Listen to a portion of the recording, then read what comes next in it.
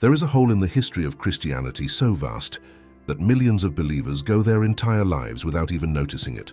A void of almost 2 decades in the life of the most important figure in the Christian faith. A silence so profound that when you finally discover it, your entire understanding of the Gospels begins to waver.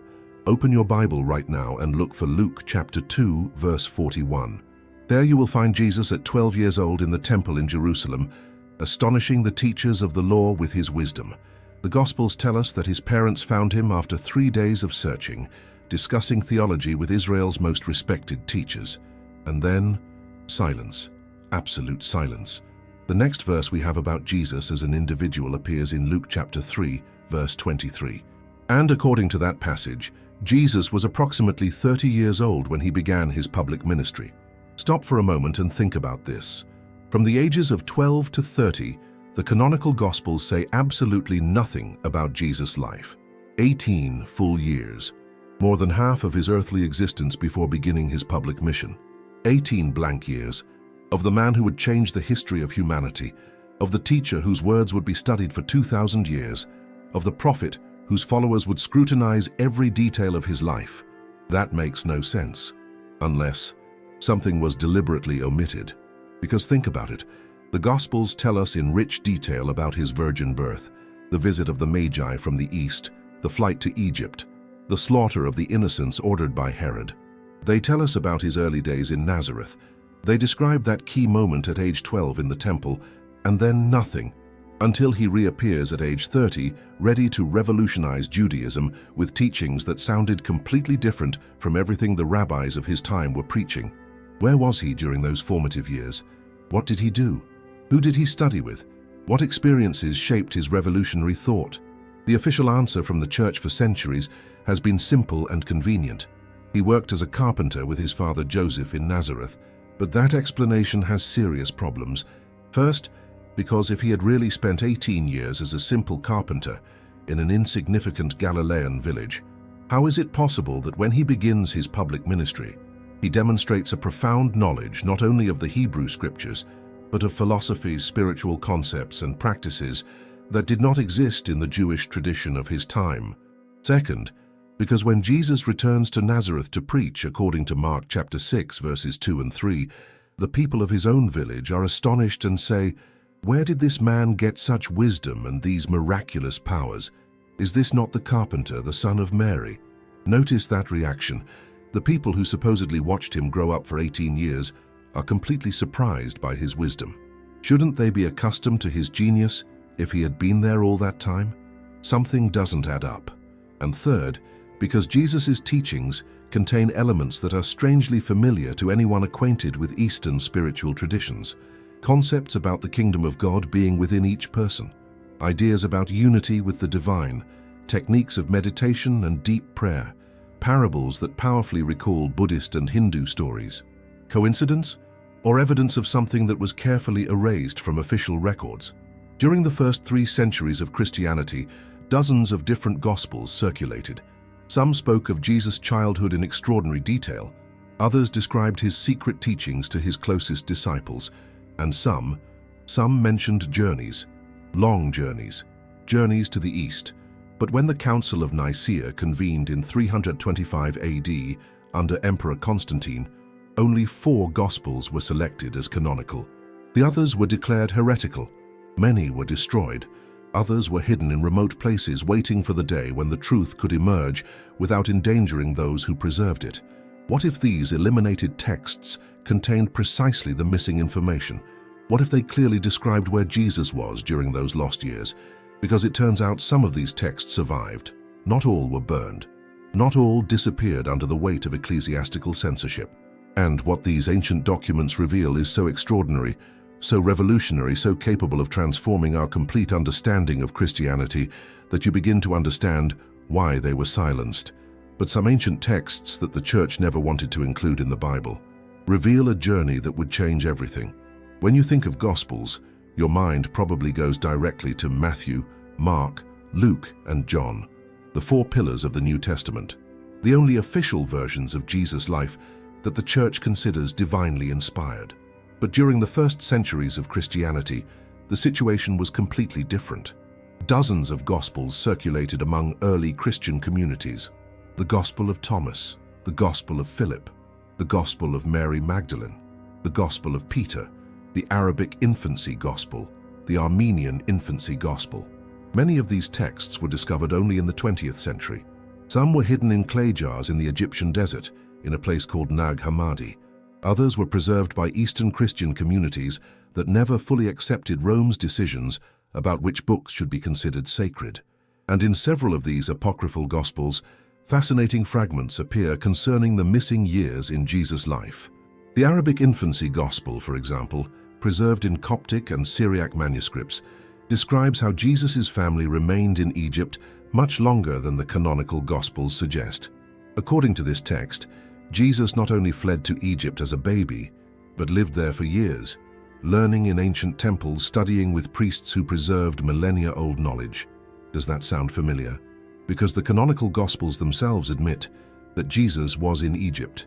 Matthew chapter 2 confirms this for us, but they never tell us how long he stayed there, nor what he did during that period. The Gospel of Thomas, one of the most studied texts by modern scholars, contains 114 sayings of Jesus. Many of these sayings have direct parallels with what we find in the canonical Gospels, but others reveal a completely different perspective, a more mystical, more interior vision, more focused on personal spiritual knowledge than on obedience to religious institutions. And here comes something crucial. The teaching style in the Gospel of Thomas powerfully recalls Buddhist sutras and Hindu Upanishads, short, profound phrases designed to trigger a sudden understanding in the student. Not long and detailed explanations, but seeds of wisdom that must germinate in the consciousness of the recipient. Coincidence, or evidence of a spiritual formation that included exposure to Eastern traditions? But the most explosive text of all is one that few Christians have heard mentioned: the Armenian Infancy Gospel. This document, preserved in Armenian monasteries for centuries, contains passages describing how Jesus, after his stay in Egypt, traveled eastward following ancient trade routes. According to the traditions preserved in this Gospel, Jesus did not immediately return to Nazareth after Herod's death. Instead, his family, or perhaps he alone when he was older, continued traveling towards Persia, towards the lands where the Magi who had visited his birth had their temples and schools of wisdom. Now think about this. The canonical Gospels tell us that Magi from the East came to worship Jesus when he was born. Matthew chapter 2, verses 1 and 2. These Magi, probably Zoroastrian priests from Persia, followed a star and brought gifts of gold, frankincense, and myrrh. And then what? The Gospels simply say they returned to their own country by another route to avoid Herod, and they are never mentioned again. But according to traditions preserved in apocryphal texts and in Eastern Christian communities, these Magi left information with Jesus' family: maps, contacts, invitations to study in their temples when the child was older. And when Jesus grew up and felt the call to prepare for his mission, he followed those instructions. He took the Silk Road, that ancient path connecting the Mediterranean with India and China, the same route that merchants, pilgrims, and spiritual seekers had used for centuries. Egypt was just the first stop, the gateway to the real journey, because from Egypt the paths opened towards the east, towards Persia, where Zoroastrianism taught about the eternal struggle between light and darkness, towards India, where Buddhism and Hinduism explored the nature of consciousness and spiritual liberation, towards regions where enlightened masters shared knowledge that would completely transform his understanding of God, the human soul, and the purpose of existence. But Egypt was just the first stop on a much longer journey towards the heart of Asia. In 1887, a Russian monk named Nicholas Notovich was traveling through the Ladakh region in northern India, near the border with Tibet. He was a journalist and explorer who had dedicated years to studying Eastern religions, seeking to understand the deep connections between the world's spiritual traditions. During his journey, Notovich suffered an accident. He fell from his horse and fractured a leg. He needed a place to recover, and the locals took him to the Buddhist monastery of Hemis, one of the oldest and most respected in the region. While there, immobilized and dependent on the hospitality of the monks, Notovich began to converse with the head lama of the monastery. They spoke about spirituality, about the differences and similarities between Buddhism and Christianity. And in one of those conversations, the Lama told him something that would change his life forever. According to the traditions preserved in that monastery, a great spiritual master had visited that region more than 1800 years ago. A master who had come from the west, from the lands of Israel. A master whom they called Issa. Issa, a variant of the name Yeshua, Jesus. Notovich was stunned. Did the Buddhist monks of Ladakh have records about Jesus? Documents describing his presence in India? The Lama confirmed it. He told him that ancient manuscripts existed, which told the story of Saint Issa, the prophet who came from Israel and had studied in India and Tibet for years before returning to his homeland to preach. Notovich begged to see these documents. At first, the Lama was reluctant. They were sacred texts preserved for centuries, not intended for Western eyes. But finally, moved by the Russian's sincerity, he agreed. For several days, the Lama read fragments of these manuscripts to him. Notovich frantically took notes, and what he heard left him breathless. According to these texts, Issa arrived in India when he was approximately 14 years old. He traveled with merchants who followed the Silk Road.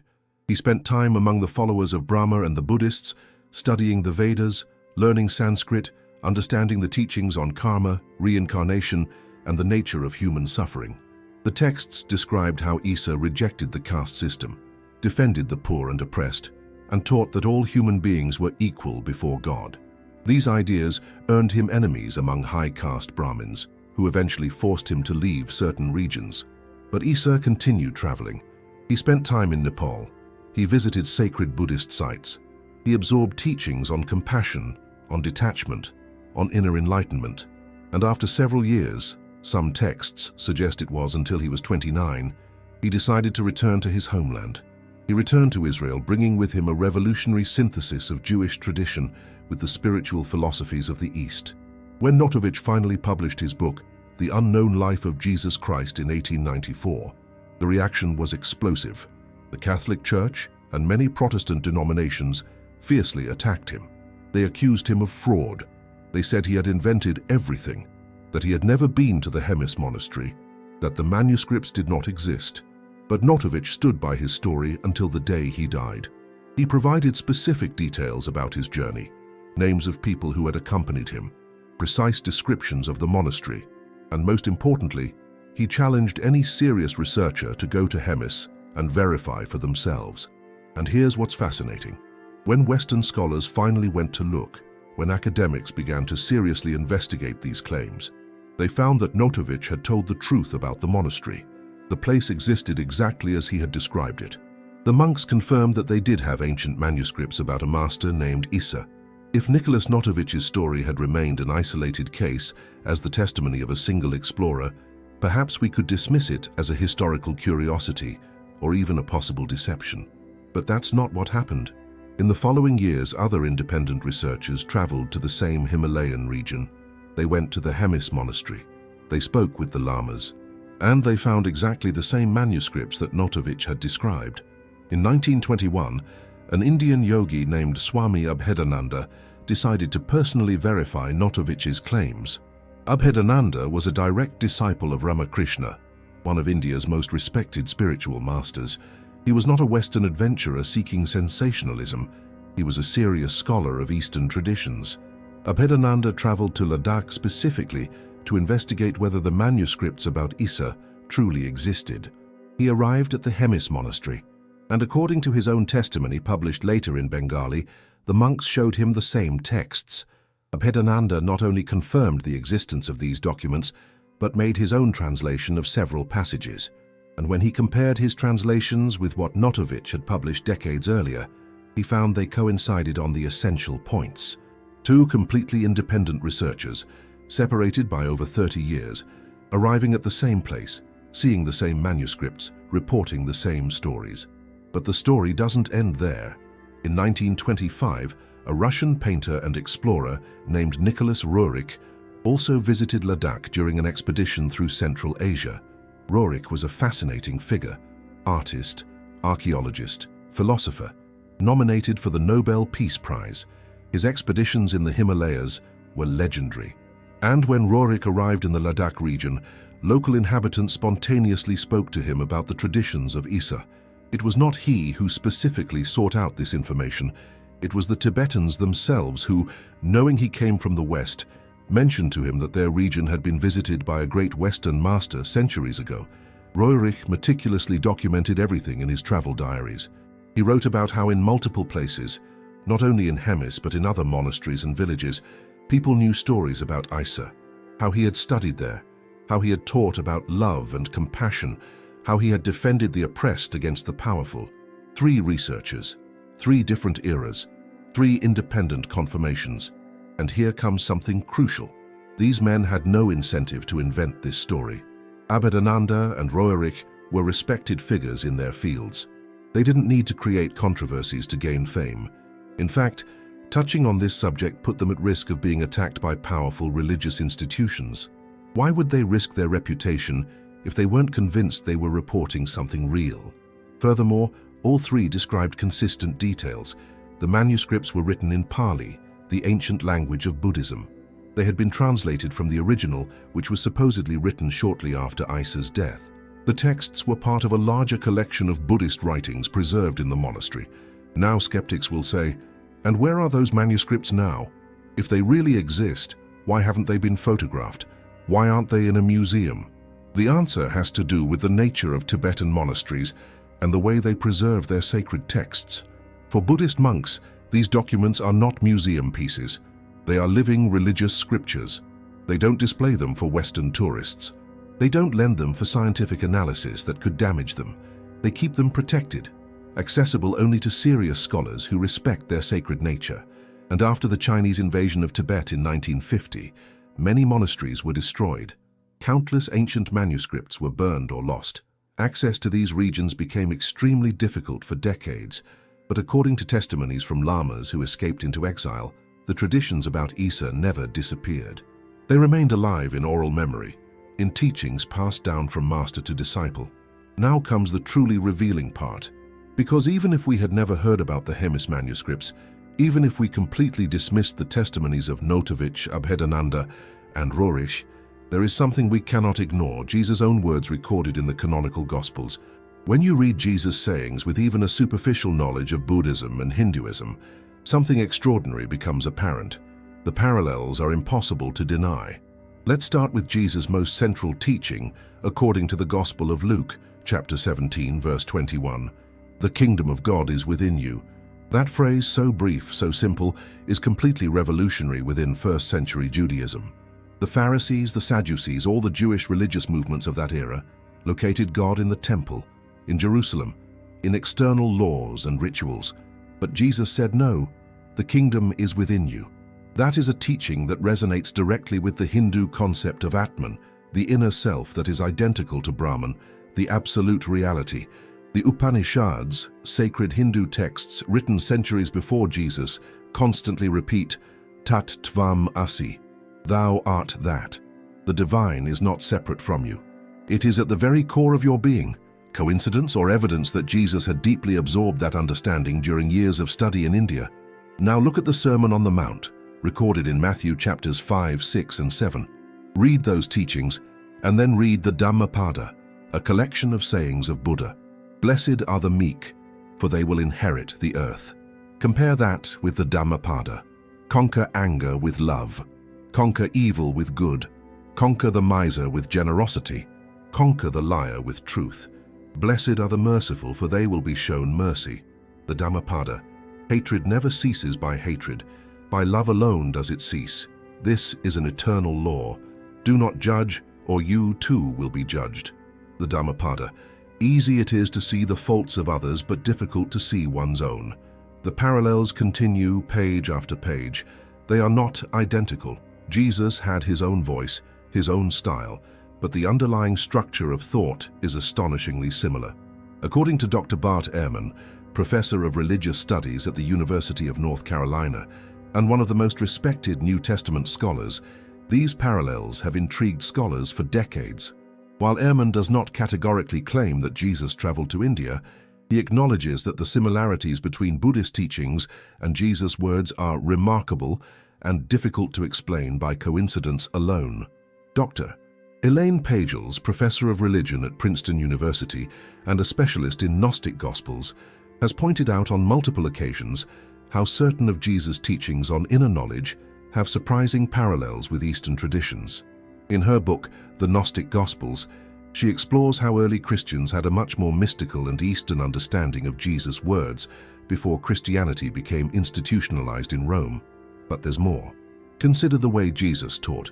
Brief parables, symbolic stories designed to awaken sudden understanding in the listener. That was not the traditional form of rabbinic teaching in first-century Judaism. Rabbis taught primarily through prolonged debates on the law, quoting scriptures, constructing complex logical arguments. But Jesus used simple stories about seeds, about vineyards, about lost coins. Each parable was like a Zen koan, a tool designed not so much to transmit information, but to provoke a transformation in the listener's consciousness. And when Jesus spoke about prayer, what he described in Matthew chapter 6, verses 5 and 6, sounds suspiciously like meditation. When you pray, go into your room, close the door, and pray to your Father who is in secret. That is not simply a recommendation about privacy. It is an instruction about inner contemplative practice, about finding silence, about connecting with the divine in the deepest inner space. Buddhist and Hindu traditions have been teaching exactly that for centuries, the need to withdraw from external noise, enter the inner temple of consciousness, and find the presence of the Absolute there. Even the way Jesus spoke about material detachment powerfully recalls Buddhist teachings on detachment as a path to liberation from suffering. Do not store up for yourselves treasures on earth, but store up for yourselves treasures in heaven. You cannot serve both God and money.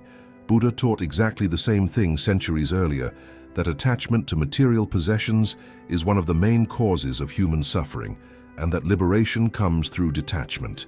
In the city of Srinagar, capital of the Kashmir region in northern India, there is a place that few Western Christians know about, but which has been venerated for centuries by Muslim communities and some Eastern Christian sects.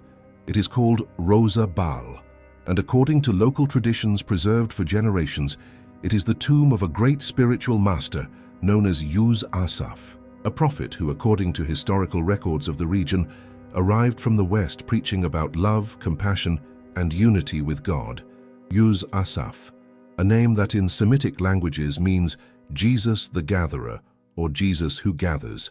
Now, before your mind completely closes to this possibility, let me present the documented facts without sensationalism, respecting both Christian tradition and the historical evidence preserved in this region.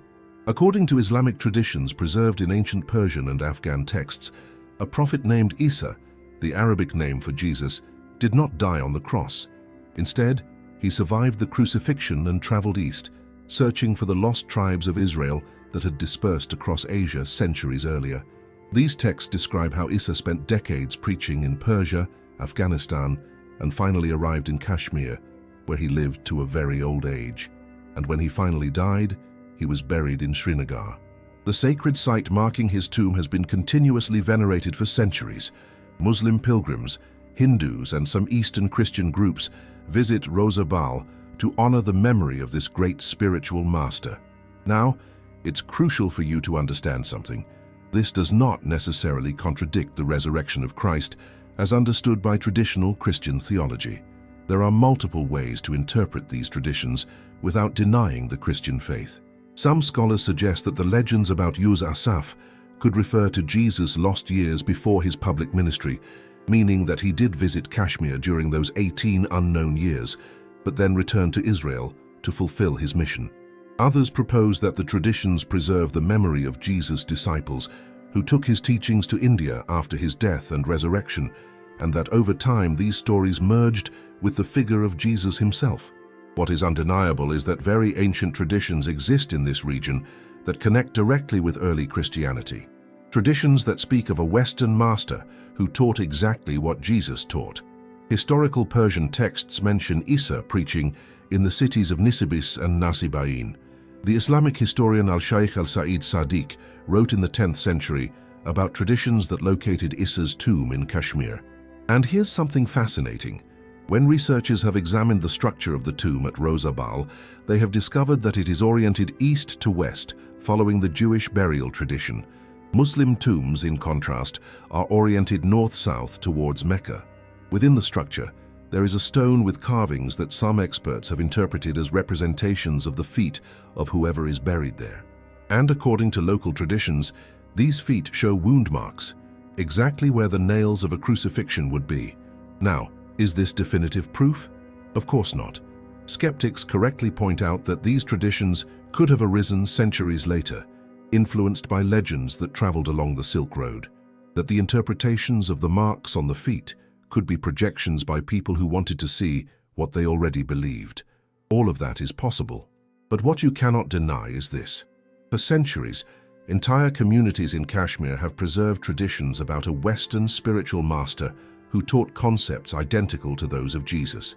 Traditions so deeply rooted that they built a sacred place and have maintained it for generations. Why would they do that if there were absolutely no historical basis? Why would Muslim communities, who have their own prophets to venerate, devote so much effort to preserving the memory of Jesus specifically? There's a secret that the Western Church has conveniently kept hidden for centuries. Christianity did not expand only towards Europe. During the first centuries after Jesus' death, Christian communities flourished in Asia with as much vigor as in Rome or Constantinople. And some of these communities claim to have direct connections to Jesus' lost years. Let's start with the St. Thomas Christians in India. This community, which exists to this day in the state of Kerala, southern India, holds that it was founded by the Apostle Thomas in 52 AD. But here's what's fascinating. According to their oral traditions preserved for almost 2,000 years, Thomas did not arrive in India as a pioneering missionary bringing a completely unknown faith. He arrived in a region where communities already existed that knew Jesus' teachings. How could they have known these teachings if Thomas was the first apostle to arrive there? According to the traditions preserved by the St. Thomas Christians, Jesus himself had visited India during his lost years. He had studied there, he had taught there, and when Thomas arrived decades later, he found people who remembered the master named Issa. Thomas didn't have to convince anyone from scratch. He simply had to say, "Remember the master who was here decades ago? I was his disciple. Let me tell you the rest of his story." Historical documents confirm that Christian communities existed in India from extraordinarily early times, long before Christianity became the official religion of the Roman Empire, long before European missionaries arrived in the 16th century. And not only in India, traces of early Christian communities appear throughout Central Asia, Persia, and even China. The Nestorian documents discovered in the Dunhuang caves in China describe how Christianity had reached China as early as the 7th century, but local traditions suggest that the Christian presence in those regions was much older. The famous Nestorian stele, a stone monument erected in China in 781 AD, describes the arrival of Christianity via the Silk Road centuries earlier. The text engraved on the stele speaks of teachings about inner light, universal compassion, and unity with the divine, concepts that sound as much like Buddhism as Christianity. Coincidence? Or evidence that original Christianity, before being Romanized and Europeanized, had deep connections with Asian spiritual traditions? Think about this. When merchants traveled the Silk Road, they didn't just carry silks and spices. They carried ideas. They carried philosophies. They carried stories about spiritual masters who had transformed their lives. If Jesus really traveled these routes during his lost years, he would have left a trail of communities that remembered his teachings, communities that would preserve these memories generation after generation. And that's exactly what we find when we investigate without prejudice. Communities scattered throughout Asia that hold ancient traditions about a Western master who taught love, compassion, and unity with the divine. In Afghanistan, before recent wars, traditions existed about Issa preaching in cities like Herat and Balkh. In Persia, ancient texts mention a Nazarene prophet who had studied with Zoroastrian priests. Even in Japan, there is a village called Shingo, where local traditions claim that Jesus did not die on the cross, but escaped to Japan, lived there for years, and is buried in that village. Now, not all of these traditions can be literally true. It's likely that many are legends that arose as stories about Jesus traveled along the Silk Road and blended with local traditions. But the pattern is revealing. Throughout Asia, we find preserved memories of a Western spiritual master whose teachings resonated deeply with Eastern philosophies. To understand why these traditions were systematically suppressed, we need to talk about one of the most crucial events in the history of Christianity, the Council of Nicaea in 325 AD. Up until that point, Christianity was a diverse, chaotic movement, full of different interpretations of who Jesus had been and what his teachings meant. Dozens of Gospels existed, hundreds of texts considered sacred by different communities, multiple ways of understanding the nature of Christ. Gnostics believed that Jesus had come to teach secret inner knowledge. Ebionites saw him as a human prophet, not as God incarnate. Marcionites completely rejected the Old Testament.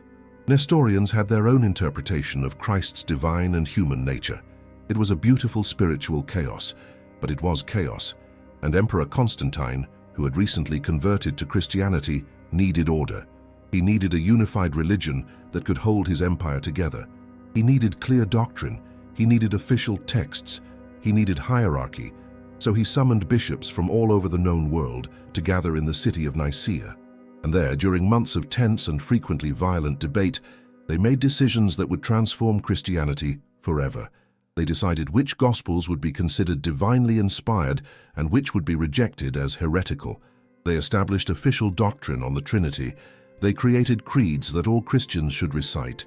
They organized the ecclesiastical hierarchy. And in that process, they systematically eliminated any text or tradition that did not fit the narrative they wanted to establish. Gospels that mentioned Jesus' travels to the East were discarded. Teachings about direct inner knowledge, so similar to Buddhism and Hinduism, were declared heretical. Christian communities that preserved connections with Eastern traditions were marginalized. Dr. Bart Ehrman, in his book Lost Christianities, meticulously documents how dozens of early Christian groups were systematically erased from official history, not because their beliefs were necessarily false, but because they did not align with what the bishops gathered at Nicaea decided should be the correct version of Christianity. Dr. Elaine Pagels, in the Gnostic Gospels, describes how texts that emphasized direct spiritual experience were suppressed in favor of texts that emphasized the authority of the institutional church. Because a powerful church needs people to depend on priests, on sacraments, on institutions, it cannot allow people to believe they can connect directly with the divine without intermediaries. And here comes the crucial point. The traditions about Jesus' journeys to the East directly threatened that power structure. Because if Jesus had studied with Buddhist and Hindu masters, if he had absorbed teachings about direct inner knowledge, if he had learned meditation and contemplation techniques in Eastern monasteries, then Christianity was no longer unique. It was no longer the only divine revelation. It was part of a broader, universal spiritual tradition. And that was unacceptable for a church that needed to be the sole guardian of the truth. So the texts were burned. The traditions were declared heretical. The communities that preserved them were persecuted.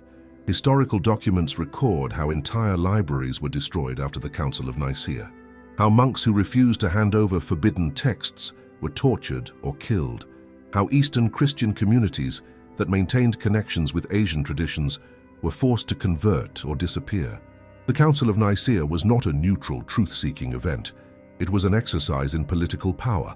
It was the moment when Christianity ceased to be a diverse spiritual movement and became a hierarchical institution controlled from above.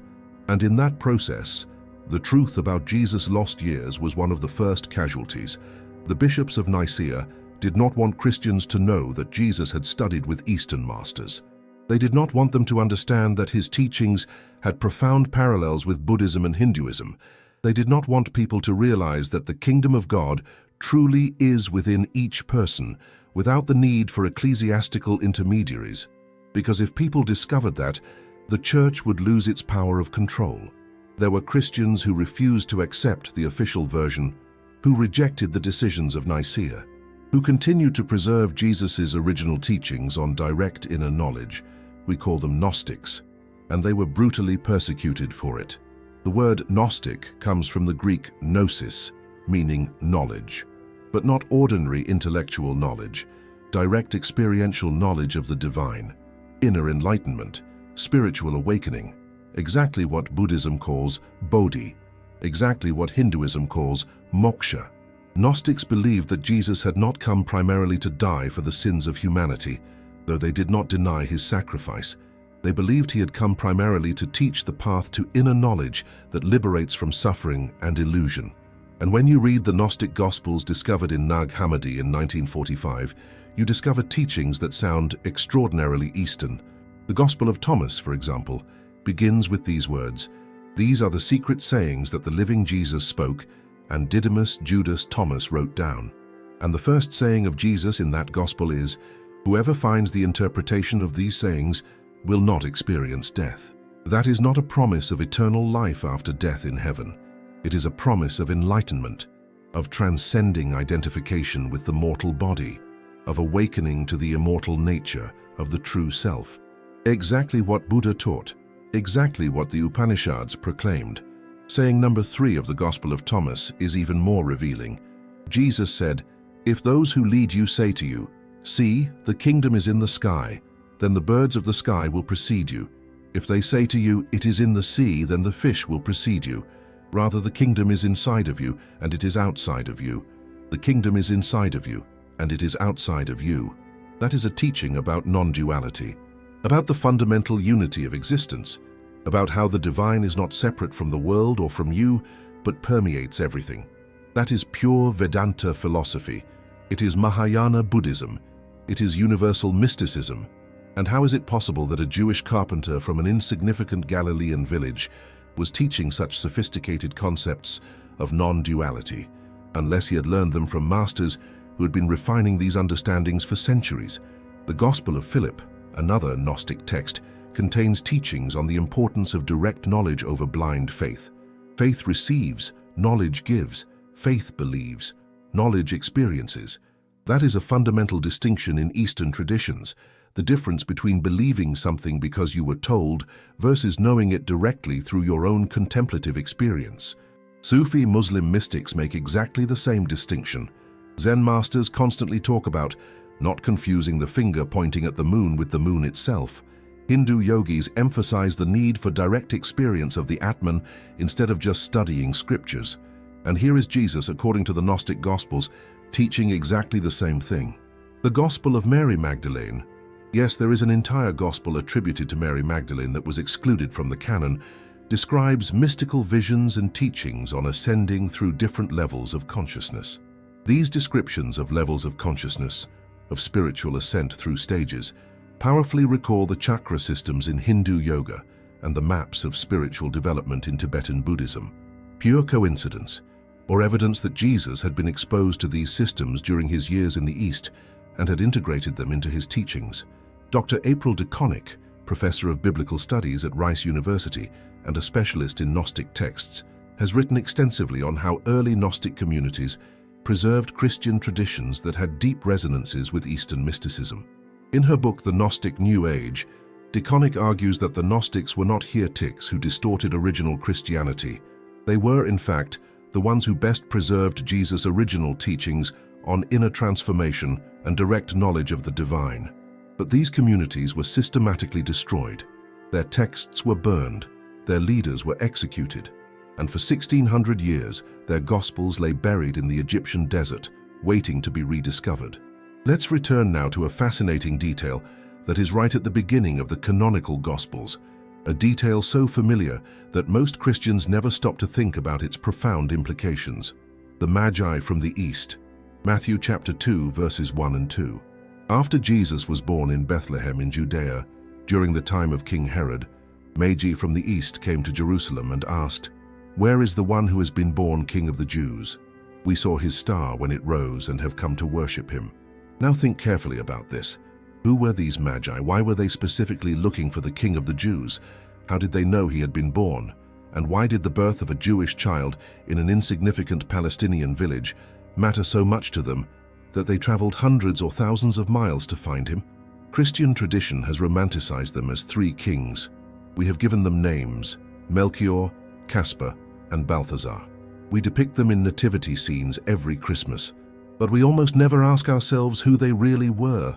The Greek word used in the Gospel is magoi, and that word has a very specific meaning in the ancient world. It referred to Zoroastrian priests from Persia, experts in astrology, astronomy, and esoteric spiritual practices. Zoroastrianism was one of the oldest and most sophisticated religions in the ancient world. It had emerged in Persia centuries before Jesus and had developed profound concepts about the struggle between light and darkness, about human free will, about a future savior who would bring redemption to the world. Zoroastrian priests studied the heavens obsessively. They believed that the movements of stars and planets revealed divine events, and according to their own prophetic traditions, they awaited the birth of a great spiritual master. When they saw a particular astrological configuration, whatever that star they followed may have been, they interpreted that this awaited master had been born, and they traveled to find him. But here's what's crucial. When they arrived, they didn't just worship the child. According to the gospel, they also brought gifts: gold, frankincense, and myrrh. In Persian culture, these were not random gifts. Each had deep symbolic meaning. Gold represented royalty. Frankincense represented divinity. It was used in religious rituals, and myrrh was used to anoint bodies in preparation for death. In other words, these magi not only recognized that a king had been born, they recognized that someone had been born who would be both king and priest, someone whose death would have deep spiritual significance. How could they know so much about the mission of this Jewish child unless their own prophetic traditions had spoken to them about him?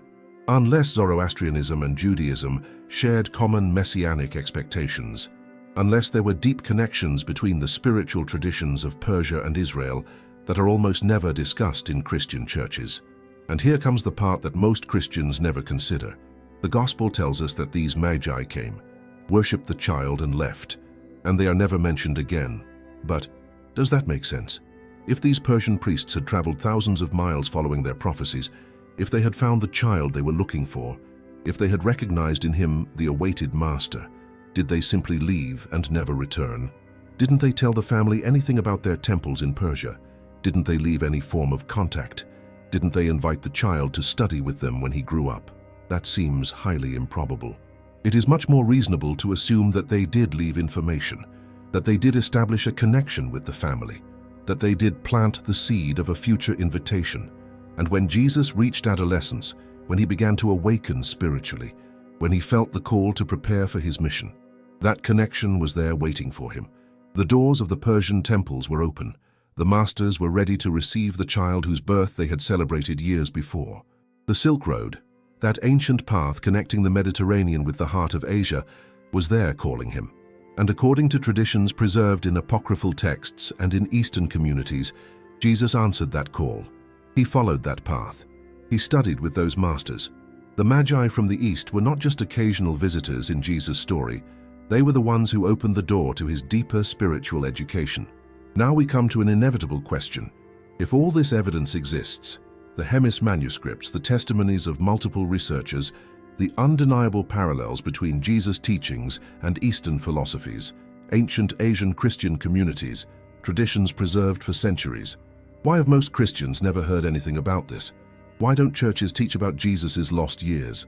Why do theological seminaries carefully avoid this topic? Why, when someone mentions the possibility that Jesus traveled to India, is it immediately dismissed as a conspiracy theory? The answer has everything to do with institutional power and doctrinal control. You see, established religious institutions, not just the Catholic Church but many Protestant denominations too, have built their authority on a very specific narrative about who Jesus was and what his teachings mean. That narrative requires Jesus to be unique, unprecedented, completely separate from any other spiritual tradition. It requires Christianity to be the only true divine revelation, superior to all other religions. If Jesus studied with Buddhist and Hindu masters, if he absorbed their teachings and integrated them into his message, if Christianity is actually part of a broader, universal spiritual tradition, then the basis of that exclusive authority falters. People might start to ask, why do I need to go to church if the kingdom of God is within me? Why do I need priests as intermediaries if I can connect directly with the divine? Why should I believe that Christianity is the only truth if Jesus himself learned from other traditions? These questions are dangerous for institutions that rely on keeping people in a relationship of dependence. That's why, when Nicholas Notovich published his book about the Hemis manuscripts, He was fiercely attacked, not because his critics had gone to personally verify and found that he was lying, but because the mere idea threatened the official narrative. That's why, when serious academics like Dr. Elaine Pagels or Dr. Bart Ehrman publish research on Gnostic Gospels and alternative Christianities, they are often ignored by churches or accused of being anti-Christian, even when they themselves identify as believers. That's why when Asian Christian communities talk about their ancient traditions connecting to Jesus' lost years, they are marginalized as unorthodox or local folklore without historical basis. It's not about evidence, it's about maintaining control over the narrative. Historical documents show that this suppression of information has been systematic for centuries. After the Council of Nicaea, any text that mentioned connections between Jesus and Eastern traditions was declared heretical. During the Middle Ages, the Inquisition persecuted mystical Christian groups that taught about direct inner knowledge, because those teachings threatened the authority of the ecclesiastical hierarchy. In modern times, when Western researchers began to explore Asia and discover these preserved traditions, their findings were systematically downplayed or ridiculed by conservative academics who had an interest in maintaining the traditional narrative. Even today, if a Christian pastor in a mainstream church were to mention the possibility that Jesus studied in India, he would likely face serious consequences. He could lose his position. He could be accused of heresy. His congregation could split. The fear of change, the fear of losing certainties, the fear of faith faltering. These fears are powerful tools of control. But here's the irony. Knowing the truth about Jesus' lost years doesn't weaken Christian faith. It strengthens it. Because it shows us a more human, more real, more relatable Jesus.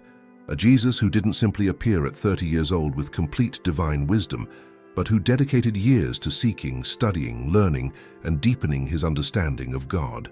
It shows us a Jesus who honored other spiritual traditions, who saw truth in the teachings of Eastern masters, who integrated that universal wisdom into his message.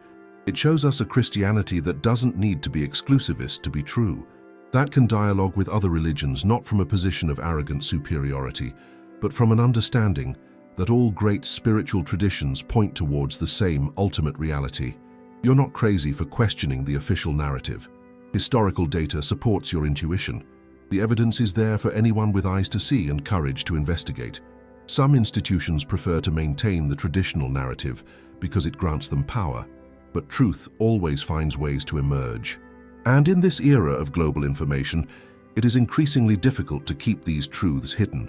The manuscripts that were buried are being discovered. The traditions that were silenced are being documented. The researchers who were ridiculed are being vindicated by new evidence. The knowledge that for centuries was available only to scholars who could travel to remote monasteries in the Himalayas is now accessible to anyone with an internet connection and an open mind. We are at a historic moment of massive awakening, and institutional resistance, though still present, is weakening in the face of the cumulative weight of evidence. Documented cases show how serious academic research on this topic has been blocked. University professors who proposed expeditions to document the Hemis manuscripts have mysteriously had their research funds denied. Documentarians who tried to film in Tibetan monasteries about these traditions have faced pressure from conservative religious groups not to broadcast their findings. But the truth always comes to light, because at its core, this is not just a historical question about where Jesus was between the ages of 12 and 30. It is a much deeper spiritual question about the nature of divine truth. Is God so small that he could only reveal himself through one specific religious tradition? Or is God so vast that he has been revealing himself to humanity through multiple traditions, multiple masters, multiple spiritual paths throughout history? Is Jesus less divine if he learned from human masters? Or is he more extraordinary precisely because he had the humility to recognize wisdom wherever he found it? These are the questions that institutional resistance doesn't want you to ask. Because once you start asking them, your relationship with the divine becomes direct, personal, not mediated by institutions that demand your obedience. And that is the greatest spiritual freedom you can experience. So here we are, at the end of this investigative journey. You have heard the evidence, you have considered the possibilities, you have seen how scattered pieces of the historical puzzle begin to fit into a revealing pattern. And now comes the most important question. What will you do with this knowledge? Because this is not simply interesting historical information. It's not just academic curiosity about a lost period of Jesus' life. It is an invitation to awaken. It is a call to recognize that the deepest spiritual truths have been preserved for centuries, awaiting this precise moment when humanity is ready to receive them without destroying itself in religious wars. We are living in an extraordinary era. For the first time in human history, people from all continents can instantly access spiritual teachings from all traditions of the world. Geographical barriers have fallen. Language limitations are dissolving with translation technology. The walls that separated religions are becoming porous. And in this global context, the connections between spiritual traditions are becoming impossible to ignore. When a sincere Christian reads the Buddhist Dhammapada, they recognize the spirit of the Sermon on the Mount. When a Buddhist reads the Gospel of Thomas, they find familiar concepts about inner enlightenment. When a Hindu hears Jesus say, "The kingdom of God is within you," they nod, recognizing the teaching about the Atman. This is no coincidence. It is confirmation that the great spiritual masters of humanity, Buddha, Krishna, Lao Tzu, Jesus, were all pointing towards the same ultimate truth, using different languages and cultural contexts, but conveying the same essential wisdom. And if Jesus truly traveled to the East during his lost years, if he truly studied with Buddhist and Hindu masters, if he truly integrated those teachings into his message, then he himself is showing us the way. He is showing us that spiritual truth transcends religious boundaries, that God is too vast to be contained in a single book, a single tradition, a single institution. He is showing us that seeking wisdom from multiple sources is not a betrayal of faith, but a deepening of faith. And your role in this global awakening is not small. Every time you share this knowledge with someone else, you are helping to free that person from the chains of limiting dogma. Every time you question official narratives that don't resonate with your deepest spiritual intuition, you are exercising your divine right to seek truth directly. Every time you recognize wisdom in a tradition different from your own, you are building bridges instead of walls. You are contributing to a future where religions do not compete, but collaborate in raising human consciousness. This knowledge about Jesus' lost years is not just ancient history. It is deeply relevant to the time we are living in now. Because if Jesus could synthesize Jewish tradition with Eastern philosophies 2,000 years ago, you too can integrate different sources of wisdom into your own spiritual path today. If Jesus could travel thousands of miles seeking masters who could deepen his understanding of God, you too can be a tireless seeker of truth, not settling for the superficial answers you've been given. If Jesus could challenge the religious institutions of his time with revolutionary teachings about the inner kingdom, you too can question the structures that limit your spiritual growth. Millions of us are awakening to these preserved truths. In every country, in every culture, in every religious tradition, there are people who are feeling the same call you are feeling now, the call to go beyond religious labels towards direct spiritual experience. The call to recognize the fundamental unity of all authentic mystical traditions. The call to live from that inner kingdom that Jesus said is within each of us. And when enough people awaken to this truth, when enough hearts open to this broader understanding, the old structures of religious division will simply crumble from lack of support. We don't need to destroy them. We just need to transcend them. This knowledge is not just about your soul, about your spiritual freedom. It is about the spiritual heritage of all humanity. It is about reconnecting with the perennial wisdom that has been fragmented and distorted during centuries of religious conflicts. Jesus' journey to Asia was not erased. It was kept, preserved by faithful communities in remote monasteries, in oral traditions, in hidden texts waiting for the right moment to emerge. And that moment is now. This is your moment to awaken. Your moment to reclaim the complete truth about the master who changed history. Your moment to recognize that you are part of a universal spiritual tradition much larger and more beautiful than you have been told. Jesus' journey to Asia was not erased. It was kept for this moment of global awakening. The truth always comes to light, and you are part of that light.